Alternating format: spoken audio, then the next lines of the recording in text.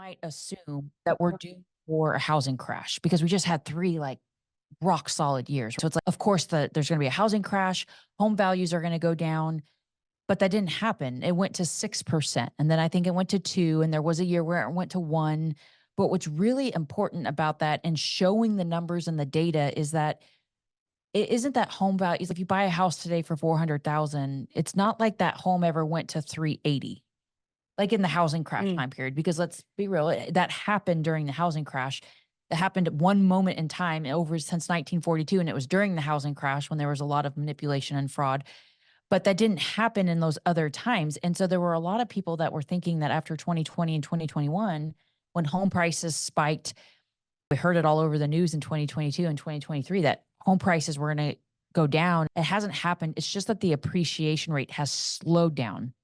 And so coming off of 2023, when we saw interest rates get as high as they did, what it did is it paralyzed a lot of people and said, I'm going to wait to buy, or I'm going to wait to sell, and I'm going to see what happens next year. And then here we are in early December, the Feds made the announcement that they were lowering the federal funds rate. Of course, we know that's not the mortgage rates. There's somewhat of a correlation. And all over the industry, not just here at Benchmark and not just with our group, but nationwide, mortgage lenders have had record-breaking applications. So everything that these real estate agents and lenders have been posting about and probably emailing you about, that, hey, when rates start to come down, there's going to be a flood of people that re-enter the market. It's already happening. And so I always tell people, like, the analogy of the eggs. Do you remember when the eggs got spoiled? Do you remember that? It was last year. No. Do you watch the news? No. Okay. If any of you guys did, give us some chats. I've got you guys pulled up here. Do the emojis is what you mean.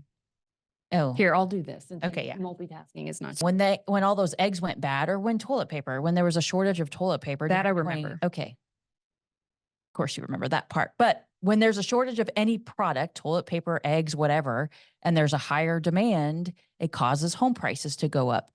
And so that's no different than real estate. A lot of people have been sitting on the sidelines, and they're starting to re-enter because they've got the itch. And as soon as they hear the good news about lower rates, they're getting back in the saddle, and it's happening, and we're already seeing it. So you can't just tell people that, though.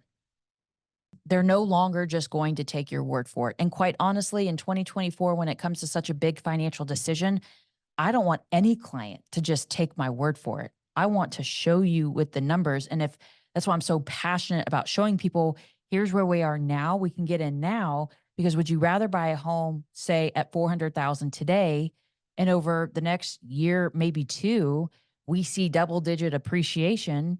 Again, it's not guaranteed, and we don't have the crystal ball, but imagine if it went up 10%. That's 40 grand in 1 year. Like, I was talking to a first-time home buyer, that was half their salary in 1 year. I'm not saying it's going to happen this year, and it could be next year, but we're on the brink of that, because this first-time home buyer generation, number one, first-time home buyers make up about 50% of the home market, of the buying market. And there's 20 million more births or people in that generation than there were in the prior largest generation, which was the baby boomers. So we're going to have, back to the toilet paper analogy, we're going to have a lot of people in the market, and there's just not enough inventory. And the inventory shortage has actually been happening since 2017, not just COVID. I think that's another misbelief, is that people think that this has just been a thing since COVID, and it's not. It's been a compound effect since 2017 of this shortage. So do I think home prices are going to go up? Yes. Do I think they're going to go up faster than 3%?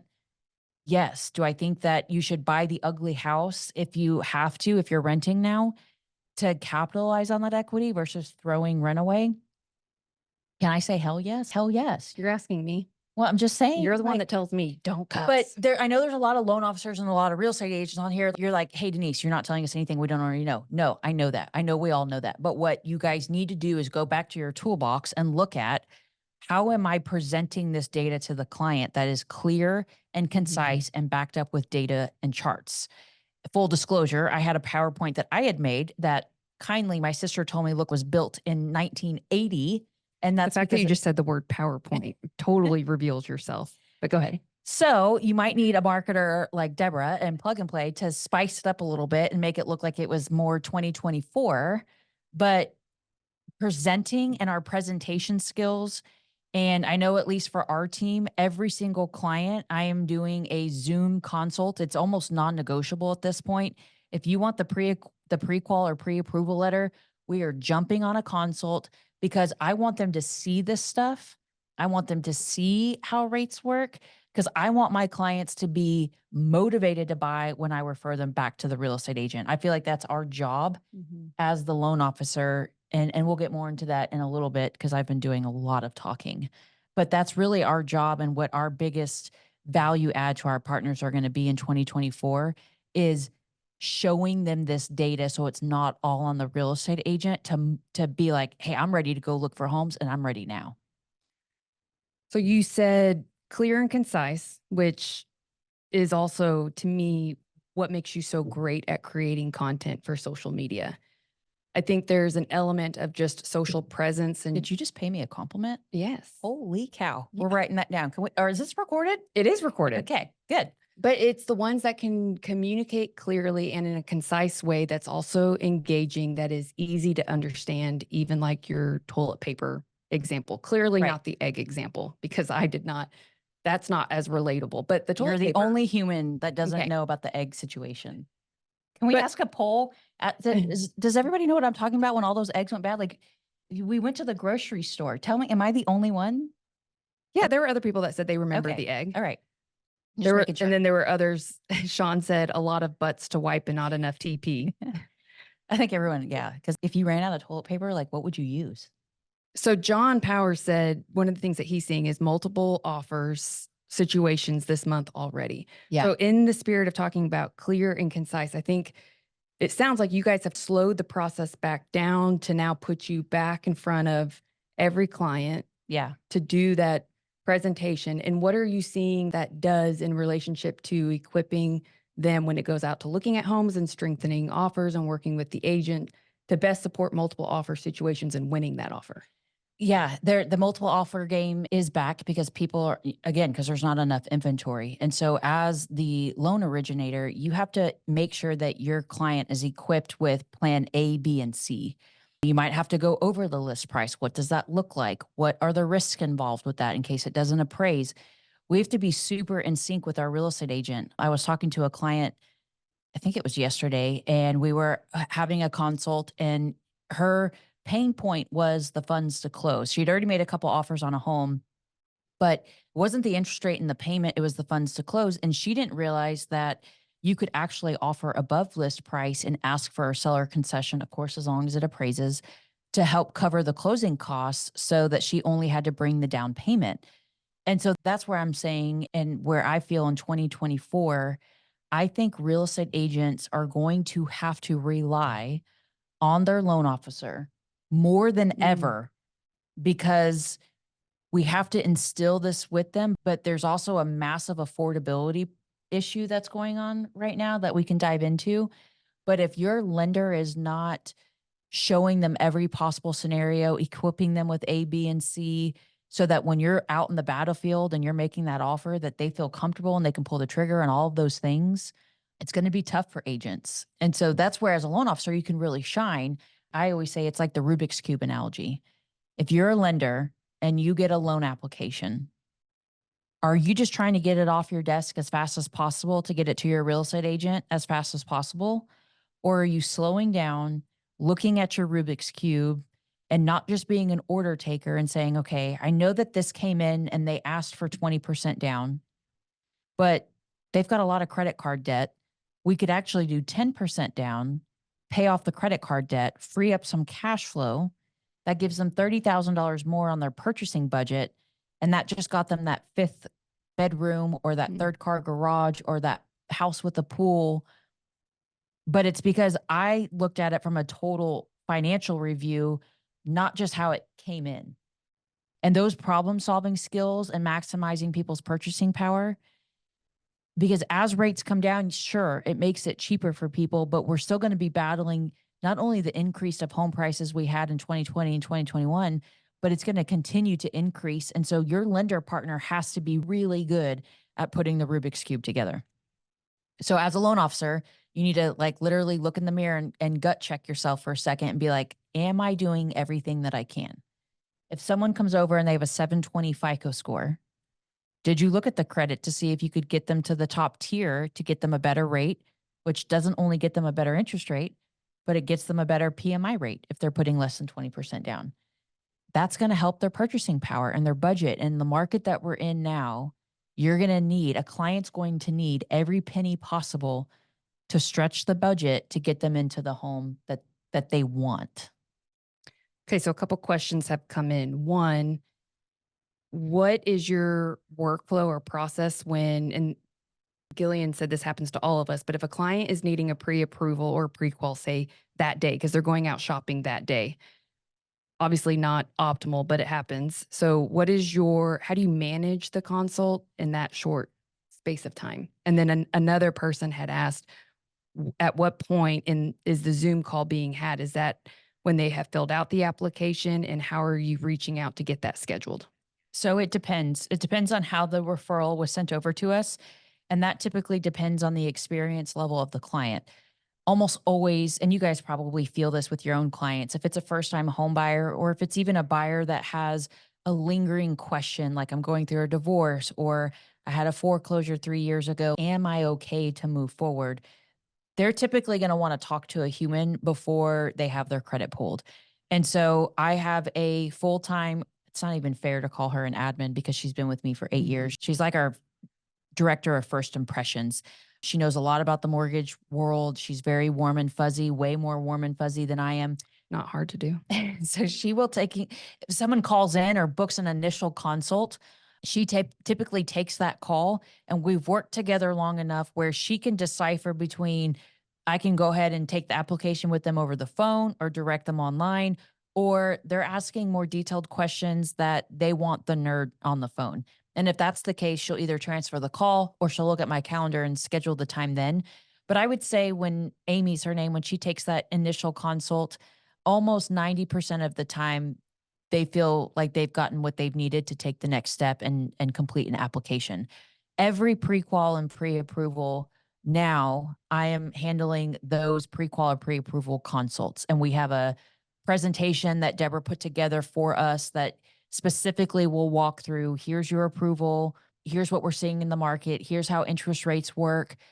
I think we're going to unpack that or go into more detail next month in our next webinar about it, but really educating them and showing them behind the curtain about rates and their purchasing power and all of that. If it's a rush situation, I always say you try to plan a business for 80%. There's no way that you can build and scale a business for every scenario, but you certainly can for 80%. So for the other 20%, those are those rush situations. Most of the time I've had a relationship with a real estate agent that says, hey, if we can get them in line sooner, get that conversation started before it's a hot potato, then they're going to get the full experience, and it's a better experience for the client, which means potentially more referrals. If they come in as a hot potato, we're having to shortcut the process. So is that ideal? No. Does it happen? Certainly. So if that's the case, then we will say, hey, Mr. Customer, we know you're trying to make an offer tonight at 5. Here's the pre-approval information. And then I do have a one-time recorded video that will explain things like how interest rates move. They move every day. Here's how we run a mortgage coach analysis to determine that we not only want to find you the best rate, but we want to find the lowest costs. And most importantly, the lowest break even or best break even, so that your loan strategy is going to be the best financial strategy for you. And I purposely always say those 3 things: interest rate, closing costs, and break even. So they can watch the video. It's a one-time video, but we're still encouraging and we're still following up to schedule the Zoom, because that Zoom consult, if you can get them in the office, great. But the Zoom consult just allows you to deepen that relationship with the client and find out more of like, why now? Why 2024? The consult that I was taking 2 nights ago, sweet couple, they were going to buy in 2020. And then they waited and it was 2021. Ooh, that's painful. And then they waited. Ooh. And And so you can't uncover that kind of stuff in an email back and forth. And so because we got to see each other and we laughed and they had a bunch of dream catchers in the background on their wall. And I'm like, oh my gosh, what's the significance of the dream catchers? It's that kind of stuff that will also build trust and a relationship with the client that's you can't do over email. I think it helps make them more sticky and loyal to you when you build that connection. Okay, so another question came in from Brandon, and I want you to answer this in two different ways. Oh boy. Because can I just say it was super annoying as your much younger twin sister Oh. when I was originating and 12 starting minutes, out. folks, 12 minutes younger. But sometimes you hear these giants talk about their business and it's like, I remember thinking, I don't have this army of a team behind me. I'm trying to manage the DMs, the messenger, the emails, fighting with processors, prospecting agents. It's a lot when it's on your own. So the question that came in from Brandon is, what are you using to get the attention of new realtors? But I want you to answer it first as if you were a newer loan officer who doesn't have an army behind you. What did you do then? And then if you want to go into what you're doing now, I just feel like it's going to be more relatable to talk about what you did. Let's talk about when 2012, when I got in the business. It's so relevant because the loan officers at our branch, we were just talking about this in our meeting yesterday. If you don't have an existing large database of real estate agents because you're newer, at the end of the day, you have to, my goal for the loan officers in our branch is that you want 5 quality conversations with real estate agents every week. Quality conversations can look like, it can be DMs and it can be text messaging. Ideally, it's phone. But one of the loan officers in our group, she's brand new. She doesn't have a way of contacting one of her existing partners and asking them, hey, by the way, who in your office do you know that needs a good lending partner to help them navigate this 2024 market, like what we're doing here today? If you have those existing real estate partners and you feel that you're actually adding value to them, then there's no problem with asking them, hey, I'm looking to expand my realtor reach. Do you know anybody in your office that could benefit from a partner like me? But when you're new, you don't have that Rolodex of agents. And so you either have to resort to cold calling, which nobody likes to do. Ugh, I hated it. DMing and stalking and all that kind of stuff. But my MO was 2 things. I would go open house crashing. It's funny, every real estate agent on this call is probably, oh yeah, we have that lender that pops into the open house. Listen, they're cornered, they're in the home. You can offer to take a video for them, do something of value, but you're getting in front of an agent that has to talk to you at this point. And you can just say, hey, I was in the area. I wanted to pop in and say hello. I'm big into social media. Do you mind if I take a video home tour for you? Give them something of value. So I would do open house crashing. And then the other way that I got in front of real estate agents was I partnered with title companies and asked them if I could co-host a meeting with them and share my power partner program and for the first 15 minutes of the meeting. And they would invite the real estate agents and I would slowly be able to have people that I could then, hey, let's jump on a Zoom consult and see if we can work well together. So we've had a couple of people ask if you'd be willing to share your presentation. Dave also had asked, would love to see your rates, closing cost, and break even video. So perhaps, guys, we're going to do this every month where we go live like this and allow y'all to ask certain questions. It will most likely be towards the end of the month, but based off your feedback, we will make sure to make those themes as we move forward. I also want to break down your events. Like, how do you know what topic to teach about? Because I hear a lot of my clients say finding the venue can be challenging, driving the traffic, getting butts to the seats, but then there's really no strategy for post-event or talking about clear and concise communication. They don't know how to position themselves in that quick, like 15-minute commercial to anchor of like why to use them. So how did you pick topics and then learn to sell yourself in that moment, depending on if you had a speaker or if it was you? Yeah. One of my mentors, his name is Marcus Lemonis. Y'all may know him. He hosted that show, The Prophet. Oh, you can use your own face. Did you know that? Yeah, you can unlock my phone with your face. Yeah. I've done it to you. Yeah. What? Yeah. You've got it to my phone? Yeah, that's another story. Oh my Marcus Lemonis, he's amazing. It's insane. Look, all these people are saying LOL, awesome. I'm now like concerned. What? You got some shady going on in your phone? Let's just see if it works. Hang on really quick. Oh no, it doesn't No, work. your hair is longer Okay. now. Anyways, it's the chain. I don't have the chain on. Bling, bling. Anyways, I think Topics. number one is if you don't have that and you don't know that, I think that is something that if you can come to that realization sooner than later, the better. But that's your value proposition. So if you don't know what your value proposition is to your real estate agents, that's something you need to dive deep and think about. I don't sell myself to anybody. I am so passionate about helping people truly make the best and most informed financial decision for their family, in large part because of the feelings and emotions that we had when we came home from high school and all of our belongings were on the front yard and we were humiliated and we were angry. I was so mad at my dad. And that feeling is what makes me and drives me to ensure that no other client or family or dad or mom or kid has to go through that. That is so into my heart and soul that when I'm talking to agents or when I have that 15 minutes, usually I'm sharing. That is why I'm so passionate about what I do. That is why when we receive every application, we're looking at it like a financial Rubik's Cube and truly trying to offer that client the best advice, because I personally don't feel that there's enough professionals in this world, financial professionals, real estate professionals, lending professionals out there giving proper financial advice. And it's a disservice to the average American. I'm not talking trash. I'm just saying we either learn textbook things or we go to school and we learn. But even though I went to the greatest school Oh my in gosh. Texas, Oh my Texas A&M gosh. folks, I think the most that I learned was just the hard knock life of, studying and researching and studying what rich people do. And anyways, going back to Marcus Lemonis, he actually, if you follow him on social media, he did an event here in Dallas and he posted how being a business owner, whether you're an agent or a loan officer, is like the scariest thing in the world. But don't take the human part out of what we do for your team, for your clients.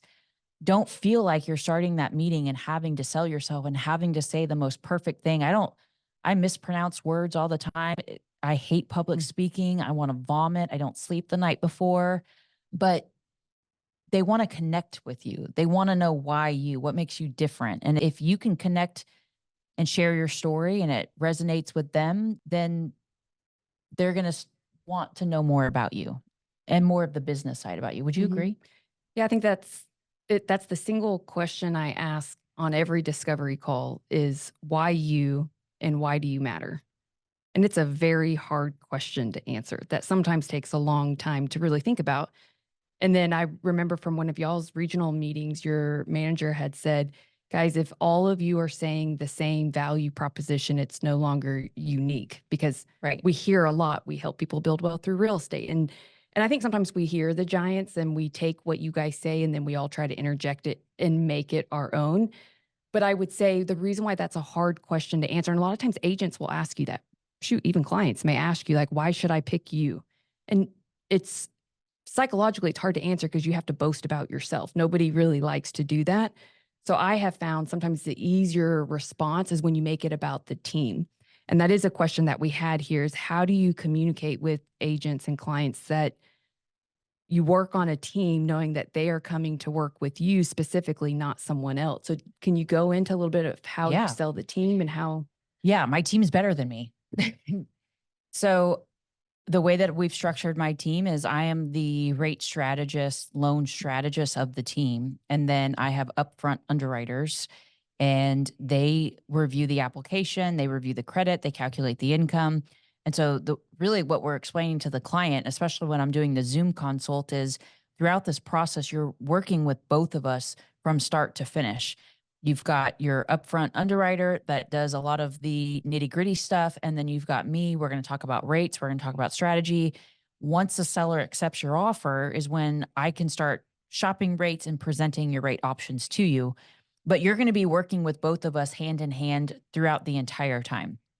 That is why we have a team email and we have a team phone number and team text line. So if I'm here doing this, or if I'm at a closing, or if I'm on a Zoom consult with another client, if you're texting my personal cell phone, it's going to be a minute before I can get back to you. I'd much rather you text our team line because now you've got myself and you've got the underwriter, and between the both of us, we'll be able to get to your question as fast as possible. And most of the time, whether you're a client or a real estate agent, you want an answer and you want to answer quickly and you want the accurate answer.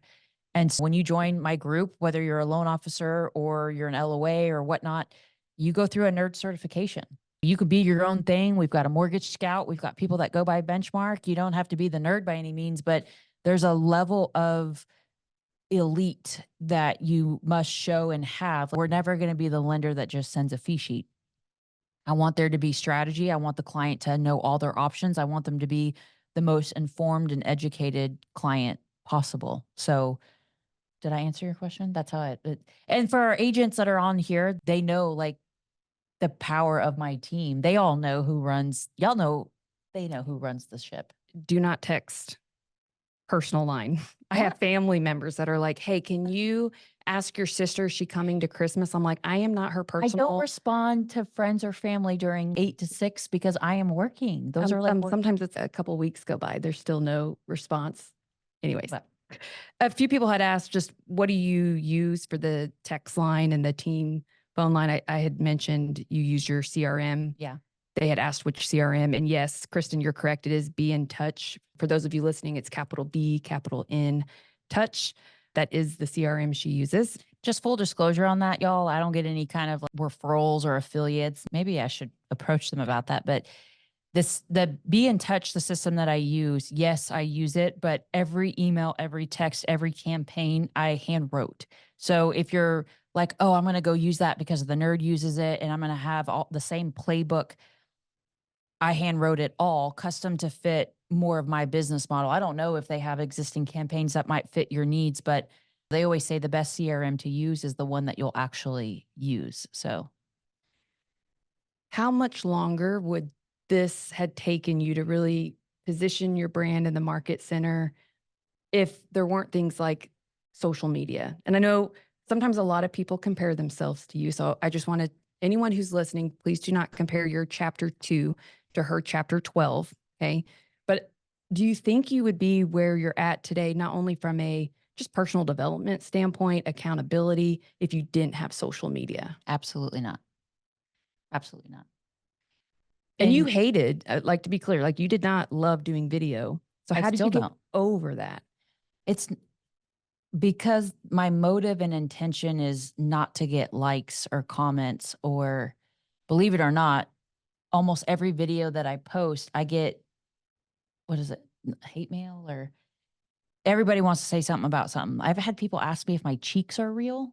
I'm like, Are they? yeah, yep, they're real. We have really high cheekbones. If my glasses are real, where'd I get my glasses? I'm like, they're $2 from Amazon. No, yeah, they're real glasses, but I poked the lens out because you can get the glare.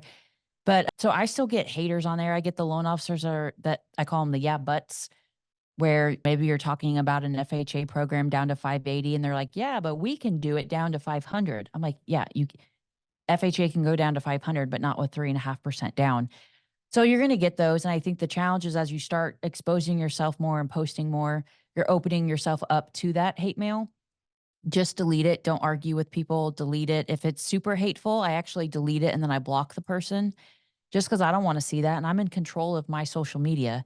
But the truth is that I post and I invest in my social media because of my passion to educate the masses on things that you might not learn in school or from your family because your family wasn't taught. So I think if it comes from a place of an obsession to spread financial awareness, I don't love to see myself on camera. Gosh, there's times where I'm like, ugh. But Me too. Just kidding. but I do it because I'll be talking to a client and they didn't know that if their lease was up in June, that they can still shop now and not have a double payment, maybe have 1 month of double payment because you can skip a month in payments, or that we run soft credit pulls. If you're an agent listening to this, when we pre-qualify a client, it's not a hard credit pull, and hard credit pulls prevent so many people from starting the conversation with the client because they're like, I don't want the hard credit pull.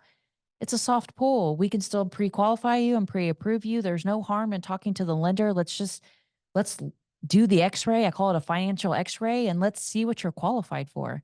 But it's those kinds of things that I feel like if you're if I didn't have that, I made the decision in 2013 before social media was used what it was today, that I was going to use my social media as a business tool and not a toy, because everybody back then was using it as a toy. Then ultimately I could get in front of more people faster and educate them faster and build who I am in front of people faster. But I think in today's day and age, and this is what I was going to ask you, is coming off of the year that we had last year where realtors and lenders, especially for loan officers, 50% of their production went down. One of the first expenses they cut is marketing. Mhm.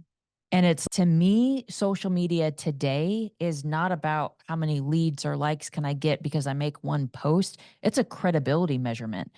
If you're not posting and showing up on social, it's almost as if you own a storefront, like a laundromat, and your open sign is off. And a client will pull up to the laundromat and they look for that open sign and it's off. And they're like, huh, I'll come back tomorrow. They come back tomorrow and it's off. And they're like, did this company go out of business?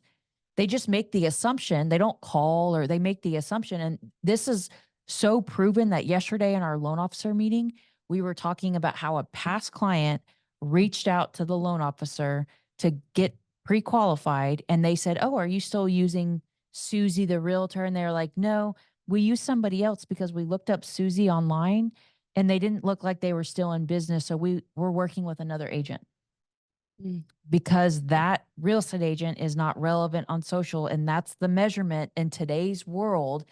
It's before you go to a restaurant and you pull up reviews on Yelp. It's almost the same. It's becoming that same kind of thing. So Like norm. yeah, like what are you, I mean, you run one of the largest social media companies for loan officers. What are you seeing about social media?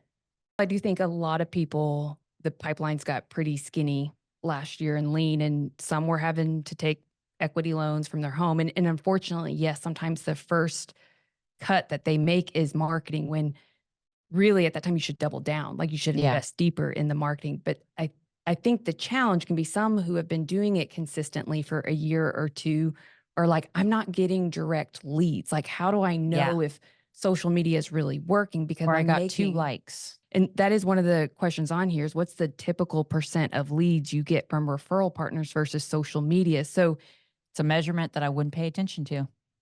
but it's also a hard one because it's a behavioral metric. David, I love the question, because oftentimes, like, I will say all of her business comes from social, all of it, and Yeah. none of it does. Because how do you measure that moment of influence, that when it could be a real estate agent that sends a client, or maybe it's you're at a ball game and one of the parents says, oh, you've got to call David, check David out. And they go to social and they spot test. Like, they go and they creep. They're going to judge And you. so you creep. Yeah. TLC. Wow. Anybody? Wow. That is TLC. an old one. Here all TLC. day. Here all day. Creeping. All right. But they will go, they are so conditioned to go to social proof. And they usually won't click the follow or hit the like button, because at the end of the day, that would reveal that they were creeping on you, to say the word again. And they fear your approval. Like, everybody wants approval. And so they're just going there to judge you. And they're usually going to judge you based off 2 things: warmth and competency. Are you going to protect my interest, Yeah. not yours? Don't sell me. And is there somewhat of this warmth where I will say the most human brand will always win at the end of the day? It can't be just your corporate, very stale content. What's an example of a human brand, like in the industry or out? Like, You're a great example of being able to interject some of your personal. is there another brand though that Dan Keller does a great job. is there anybody outside of the mortgage business though that you would reference as like a human? I actually think Oreo does a great job. They do. I'm still waiting on my brand deal. I'm actually a little bitter about that. I've been With tagging it. Oreo? Yes. It's not Oreo, it's like Nabisco. Nestle. Oh, Nestle. Nabisco. God. Hold on, we're going to fact check this. Keep going. But Ryan Terhant, actually, I know he's in real estate, but he does a pretty good job where, guys, sometimes it's just showing your face. And that's why the power of video is so important. And I know Yeah. people hate sometimes to see themselves on camera, but they say a picture's worth 1,000 words. A video is worth 1,000 pictures. And so they can feel your energy, your conviction. Like, staring into the eyes of someone can really help build that trust. And so it is important to interject some of your narrative or your expert opinions backed by data. So you're Yeah. not just another talking head video, but it's also that, back to David's question, it's that moment of influence for when someone lands on your feed and they scroll for a couple feet and they decide, okay, I can trust him. I'm going to now contact him. What we have seen in the data is that it actually increases conversion, because at that point, the initial part of traditional sales calls, that forward where you're building rapport, is now happening on social, because they're learning those things about you prior to ever making that call. And when they make the call, they've made the decision they're using you, as long as you don't screw up like the initial consult meeting. So how do you measure that? Because on a lead form, it could say, oh, my agent referred me, or my friend at the ball game referred me. But people don't make decisions just linear anymore. And that's the other thing. There is no linear sales funnel. It's coming from multiple angles. So I will say, I just wanted to reiterate though that I do probably every other day will have a client or an agent reach out to me saying, "Hey, I'd like to connect. I've been following you for a while." I get those often. And so it didn't happen overnight, y'all. I've been doing this since 2013. But so there's two things to it. Is one, you have to show up and be credible.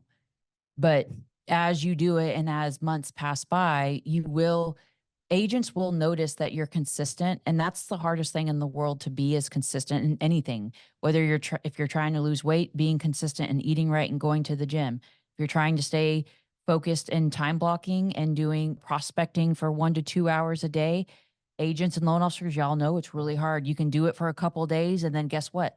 Life gets busy, you get a few clients, and it's hard to stay consistent. So you have to stay consistent in it, and it will absolutely pay off. What I do have a question for you though. okay. When you talk about video, what are you seeing as far as what's now getting the most traction with social media with videos for agents and because if you guys didn't know, Deborah's company helps not only loan officers, but real estate agents too. So if you're sitting here and you're like, dang, my social media game sucks, my video game sucks, she has packages to help you with. She has coaching on it. She has video packages, and she's just opened that up last year to real estate agents. So if you didn't know that, now you do.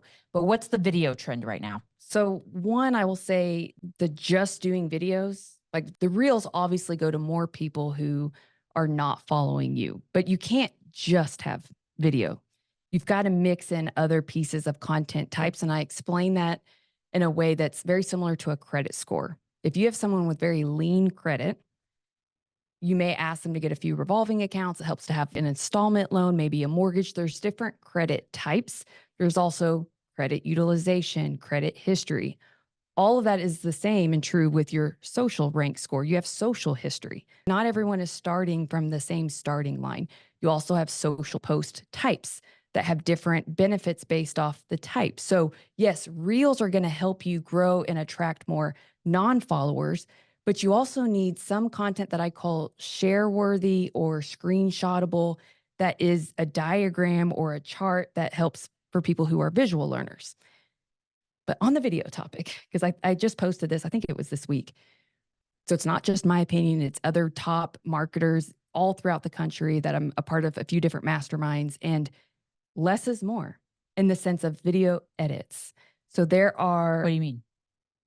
The really noisy, distracting, highly produced videos are not getting as much reach, interaction as some of the things that could appear as if you had done the video. Now, I'm talking still good audio is important, good lighting is important, but the over productionized editing. You mean like the animations that come in and the captions and the perfect Filters, lighting? yeah, it's very busy and distracting, and it actually takes away from the message, where it almost looks like you're trying too hard. It's like if you're having to keep someone's attention that much through all of this jazz, I question the value of the actual message that you're saying. So I think the audience is feeling sold when it's too perfect lighting, the backlighting, perfect cameras, you're dressed to the nines. It does look like you showed up to sell. And social media is supposed to be more of the raw, authentic. Now, again, I do believe in good audio and such, but I do think that marketers have, just like we always do, we obsess and then we do too much of it. Oh, we ruin everything. We find out what works and then we saturate it. And then you got to pivot. So here's the good news, right? The good news is that if you're a loan officer or you're a real estate agent and you psychoanalyze what mics do I use, what lights do I use, all this stuff, guess what? That trend is come and gone. So now if you just simply have your iPhone and even your AirPods and you're commit to doing one video like that a week, it might land more authentic and more raw with your client than your competitor doing the whole perfect shenanigans and your client feeling like they're just being sold to. Right. It's a little obnoxious. And I will also say, Carter had mentioned in here, that's perfect because she does most of her videos in her car most of the time. And that's It's the other thing authentic. Yeah. I was going to say is don't just do the same video with the same backdrop over and over. Dang it. Where sometimes like when you're walking, like you could be walking the streets. I know. Have you seen Todd Bookspan? His little I know. walkie-talkie Yeah, with Todd? I'm so proud of I him. want him to have a walkie-talkie and be like, this is the We're walkie-talkie. trying to work on a good like tagline for him. Talk with Todd. Todd So Talks. but that's a good example of I've been working with Todd for a very long time and I've been telling him how much he needs to do video and it just didn't integrate with his workflow well. And it wasn't prioritized within business hours where it just wasn't getting done. And he's Mr. Accountability and I'm his coach. So I'm putting the squeeze on him. And I'm like, dude, you walk every morning. Get that phone out and record. Like there's got to be a little something that you've learned in that day or something that could be inspirational where you could then share it as a nugget and then send it to us and we will edit it. Okay. But don't make it, especially with a little bit more of the basic edits, which, you know, you can use apps like captions that can help create a little bit different type of captions. That's not the in-app features of Facebook or Instagram with the font styles. I don't know if y'all can see this, but this is Todd. He's walking. He's got a hat on. It looks super cold.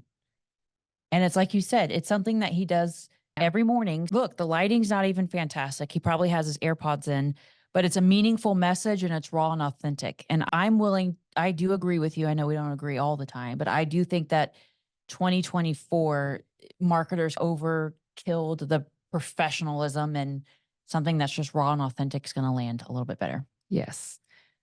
Any other social media updates or questions before we wrap up? I would say it's crafting a strategy and knowing it's really a 3-step process, guys. It's ideation. So coming up with ideas. And I teach, and maybe we can do this at next webinar of what's the easy way to capture and record or document ideas you have.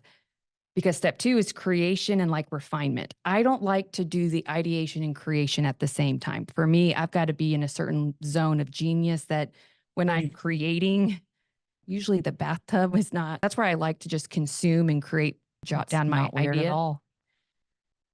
Every night. It's a bubble bath. My kids even know the temperature and Oreos. I understand the people who take baths every day. You're sitting in filthy water. You're actually, at the end of the day, sulking in your filth. For the nasties of the world who clearly sweat too much, that may be the case for you. I don't. But are you guys bath people? Do you love do you a take a bath. bath every? I think Shannon from Montana takes a bath every day. Oh, I love a nice bubble bath. Okay. So step 1 is ideation. I won't shame your Step bath. 2 is the creation/refinement, like really refining your hooks and your message where you're taking out all the fluff words. And also before you ever even start recording, when you're looking at your list of what do I want to post, is it relevant? Is it valuable? Not what you think is valuable, but based off your ideal audience. What do they value? How do you know if they value it? So I have a whole process for that. And then step 3 is the distribution. Because once you create the content, how do you maximize distribution while saving you time and money? Yeah. Because no one should be manually uploading to all the sites. Oh, but I my. do say you need to be everywhere every day, just not physically everywhere every day. So there's tools. We have a scheduling tool that helps with that has AI that will auto post for you. But you've got to have a strategy and you've got to know what you're talking about before you hit record. And I think too many people try to wing it, or they think it's almost like sometimes knowledge can curse you where they know they need to do social media and they watch my videos and they're like, I know I need to do this. And they start beating themselves up because they know they need to, but they don't do. So that's the metric that we like to measure. Instead of LTV, I call it LTD, learn to do. And we got to do, we got to take action. Like that. And the more you do, you get better. Does your all because one of the things that really helps me is every Friday when you send out the coaching plan and game plan for the next week, that helps me personally with content and stuff. Does everybody who's like your cheapest package and your most expensive package, do they get that email every Friday?